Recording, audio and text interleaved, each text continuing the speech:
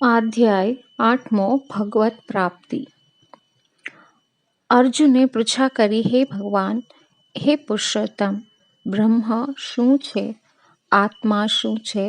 સકામ કર્મ શું છે? આ ભૌતિક જગત શું છે?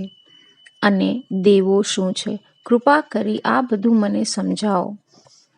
હે મધુસૂદન, યજ્ઞના સ્વામી કોણ છે? અને તેઓ શરીરમાં કેવી રીતે રહે છે? વળી ભક્તિમાં પોરાવાયેલા મનુષ્યો અંતકાળે આપને કેવી રીતે જાણી શકે છે?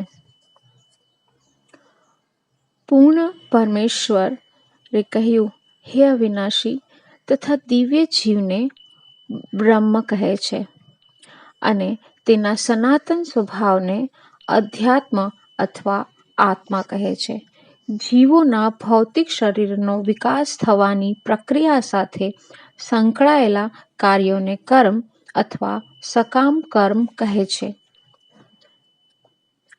હે દેહધારીઓમાં શ્રેષ્ઠ, નિરંતર પરિવર્તનશીલ આ ભૌતિક પ્રકૃતિ અધિભૂત કહેવાય છે.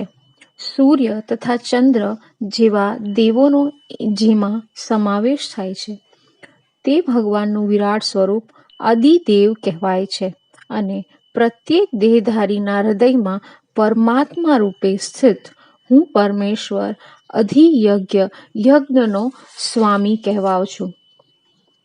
જે મનુષ્ય મૃત્યુ સમયે કેવળ મારું સ્મરણ કરતો શરીર તજે છે તે તરત જ મારી પ્રકૃતિને પામે છે.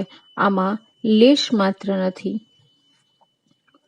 હે કુંતીપુત્ર, શરીરનો ત્યાગ કરતી વખતે મનુષ્ય જે ભાવનું સ્મરણ કરે છે એવા જ ભાવને તે નિશ્ચિતપણે પ્રાપ્ત કરે છે.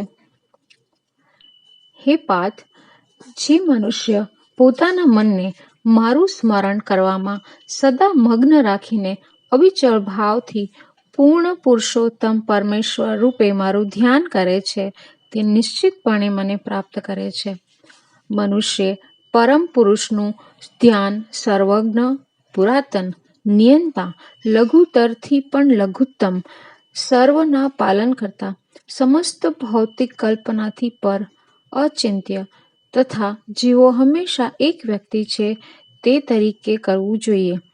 તેઓ સૂર્ય સમાન તેજસ્વી છે, દિવ્ય છે અને આ ભૌતિક પ્રકૃતિથી પર છે. જે મનુષ્ય મૃત્યુ સમયે પોતાના પ્રાણને બે ભમરની વચ્ચે સ્થિર કરીને યોગ બળે અવિચળ મનથી પૂર્ણ ભક્તિ પરમેશ્વરના સ્મરણમાં પોતાને પરોવી દે છે તે નિશ્ચિતપણે પૂર્ણ પુરુષોત્તમ પરમેશ્વરને પામે છે.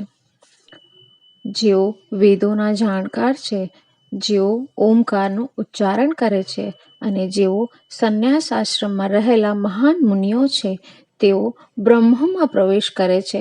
આવી સિદ્ધિના ઈચ્છા કરનાર વ્યક્તિ બ્રહ્મચર્ય વ્રતનું પાલન કરે છે અને હું તેને આ પ્રક્રિયા સંક્ષિપ્તમાં વર્ણવીશ કે જે દ્વારા કોઈ પણ મનુષ્ય મુક્તિ પ્રાપ્ત કરી શકે છે. સમસ્ત ઇન્દ્રિયોના કાર્યોના વિરક્તિને યોગની સ્થિતિ કહેવામાં આવે છે, એટલે કે યોગ ધારણા. ઇન્દ્રિયોના બધા દ્વારો બંધ કરવા તથા મનને હૃદયમાં અને પ્રાણને મસ્તકમાં ના શિખર ઉપર એટલે અર્થાત બ્રહ્મરંધ્રમાં કેન્દ્રિત કરીને મનુષ્ય પોતાને યોગમાં પ્રસ્થાપિત કરે છે. આ યોગાભ્યાસમાં સ્થિત થયા પછી તથા અક્ષરોના પરમ સંયોજન ઓમકારનું ઉચ્ચારણ કરતા રહી જો કોઈ મનુષ્ય પૂર્ણ પુરુષોત્તમ પરમેશ્વરનું ચિંતન કરે છે અને દેહનો ત્યાગ કરે છે તો તે નિશ્ચિતપણે દિવ્ય લોકમાં જાય છે.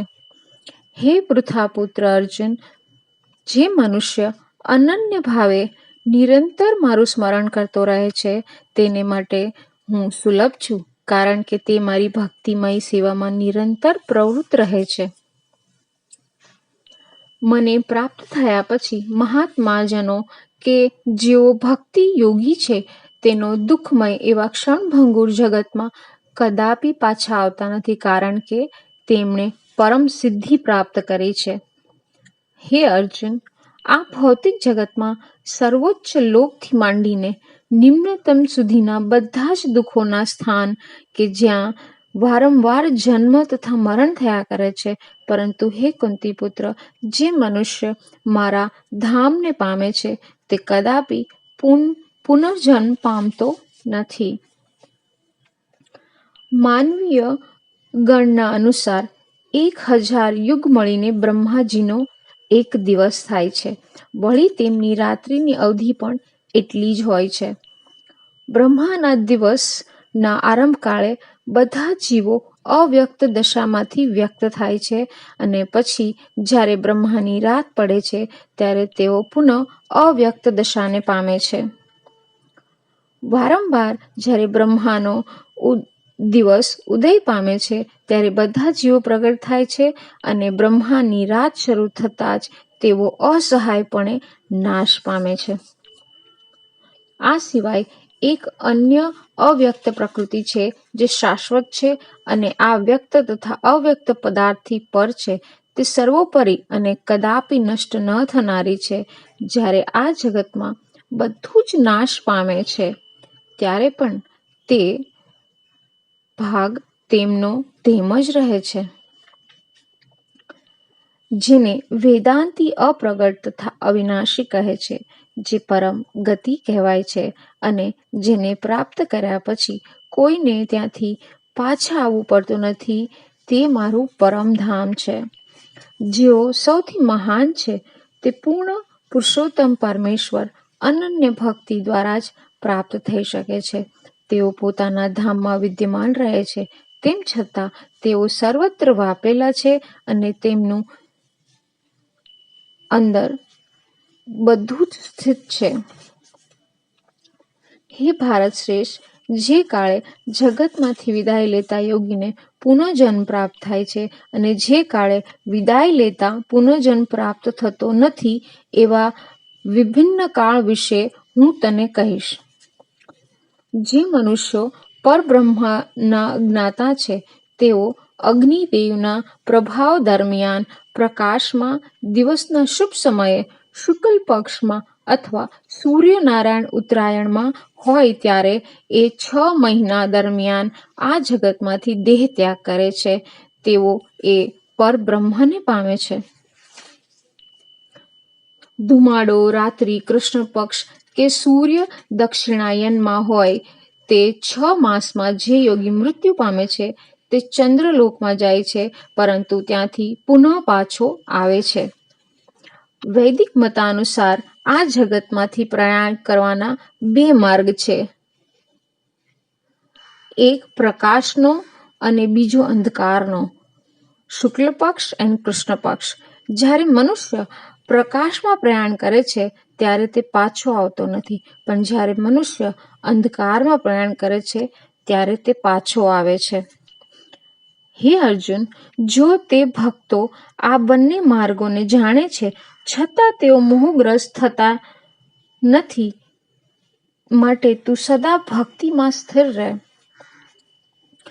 જે મનુષ્ય ભક્તિમય સેવાના માર્ગનો સ્વીકાર કરે છે તે વેદાધ્યયન, તપ, યજ્ઞ, દાન કરવાથી અથવા તાત્વિક કે સકામ કર્મ કરવાથી પ્રાપ્ત થનારા ફળોથી વંચિત રહેતો નથી.